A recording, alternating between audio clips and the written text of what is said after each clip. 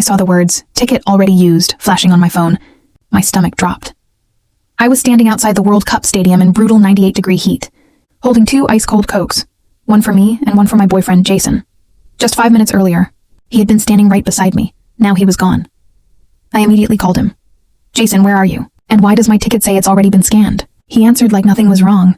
"Oh, I ran into Chloe, the intern from my department. She couldn't get a ticket and was crying outside, so I gave her yours." For a second, I thought I had heard him wrong.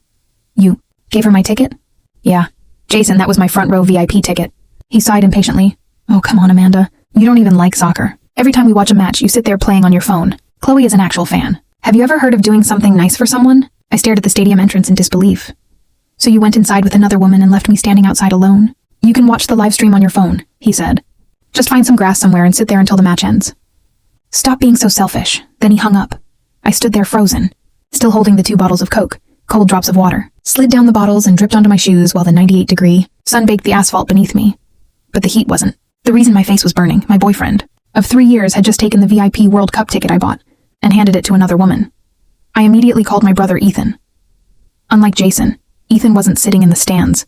He was one of the soccer stars about to walk onto the field. "Hey, Ethan. Amanda, I'm about to head out for the match. The locker room signal is terrible. After the game, I'll take you to the celebration party." From the other end of the line, I could hear the coach yelling for the players to head onto the field.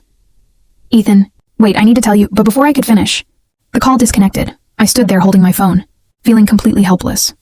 "Ma'am, if you don't have a valid ticket, you can't block the entrance." A security guard walked toward me and impatiently waved me away. "Please wait over in the plaza." I had no choice. I carried the 2 Cokes to the edge of the plaza. There wasn't a single patch of shade. Within minutes, sweat was running down my forehead and into my eyes. I pulled out my phone, planning to message Jason and ask him exactly how long he expected me to stand outside. But the second I opened Instagram, the first post on my feed was his. It was a picture of the soccer field taken from our front row VIP seats.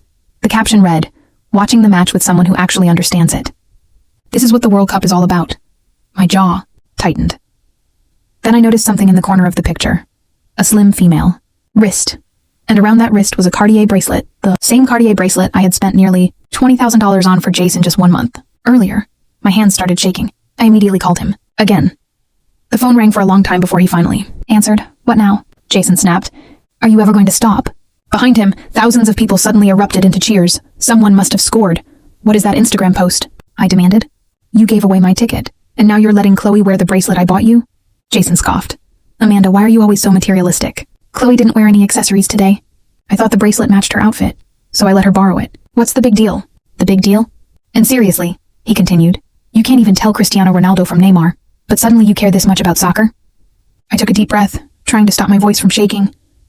"I don't need to understand soccer to understand basic manners. That was my ticket. You had no right to give it away without asking me. And do you have any idea how hot it is out here? You're making me wait outside for hours."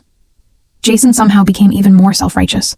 "I already explained this to you. Chloe is an intern. She only makes about $3,000 a month. She can barely afford official merchandise, while you walk around carrying handbags worth tens of thousands."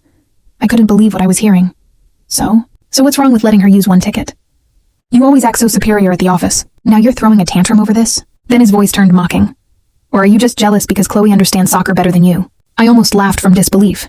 He was acting generous, using things that didn't belong to him. My ticket, my gift, my money. And somehow, he had convinced himself that I was the selfish one. Then I heard a soft feminine voice through the phone. "Jason, you're getting really upset. Maybe I should just leave." It was Chloe. "I really wanted to watch Ethan play, but I don't want to cause problems in your relationship." Her voice sounded painfully innocent. Jason immediately softened. "No, don't listen to her. She's just being dramatic. Stay here. Nobody is kicking you out." Then his voice became cold again when he spoke to me. "Amanda, I'm warning you. Don't embarrass me by coming inside and making some crazy scene. It wasn't easy for Chloe to get here today." He paused. "And if you dare ruin this match for us, we're done." I tightened my grip around the Coke bottle until my knuckles turned white. "Fine," I said quietly. Jason went silent. "I won't come inside." "Good. But you need to take your things and get out of my place tonight." Jason laughed. "Leave? Are you serious? This is Ethan's home game, and you want me to leave because of a ticket?" "Yes." "There's seriously something wrong with your brain." My chest tightened. "Jason, if you don't leave, don't contact me again after today." There were 2 seconds of silence. Then he laughed again. "Stop threatening me with a breakup, Amanda. If you walk away today, don't come crawling back later begging me to take you back." Then I heard him say, Come on, Chloe. Let's move closer to the front. Ignore this crazy woman. The call ended. I stared at my phone. 3 years. I had been with this man for 3 years. I always thought Jason was just hot-tempered, sometimes inconsiderate, sometimes selfish, but I never imagined he could humiliate me this badly just to impress another woman. The security guard approached again and tapped the railing beside me. Ma'am, I already told you. You can't stand here. I'm going, I whispered. I took 2 steps backward. Suddenly, the entire plaza tilted. My vision turned black around the edges. The last thing I heard was someone shouting, "Hey, catch her!" Then everything disappeared. When I opened my eyes again, the first thing I smelled was disinfectant. A nurse was standing beside me, checking my blood pressure. "You're awake." I slowly looked around. I was lying on a cot inside a medical tent. "What happened?" "You had mild heat stroke," the nurse explained. "A passerby saw you collapse and brought you here." I tried to sit up but immediately felt nauseous. How long was I unconscious? The nurse checked her watch. "Almost an hour. You really shouldn't go back out into that heat alone. Call a friend or family member and have someone pick you up." I reached for my phone. For one stupid second, part of me expected to see 10 missed calls from Jason. Maybe he had realized I was gone. Maybe he had finally started worrying. There were no missed calls, just one text.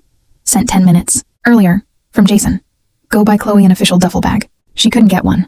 You're just wandering around outside." Anyway, I stared at the message. Then I started laughing. Not because it was funny, because something inside me had finally snapped. I had collapsed from heat stroke outside the stadium, and my boyfriend was ordering me to go shopping for the woman sitting in my seat. I immediately FaceTimed him. It rang until almost the final second. Then Jason answered. The stadium was visible behind him. Chloe was sitting right next to him. "You got the bag?" he asked immediately. "Make sure you get black. Chloe likes black." I stared straight into the camera. "Jason, I have heat stroke. I'm in the medical tent." His expression barely changed. There was a short pause. Then he rolled his eyes. "Amanda, seriously? Why do you always have to pretend to be fragile when you're not getting attention?" I couldn't believe it. "I'm not pretending. I passed out. I'm dizzy, nauseous, and I can barely stand."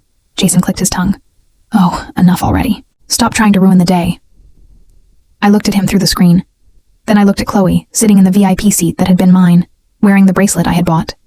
And suddenly, I didn't feel angry anymore. I felt calm, because Jason had absolutely no idea what was about to happen after the match.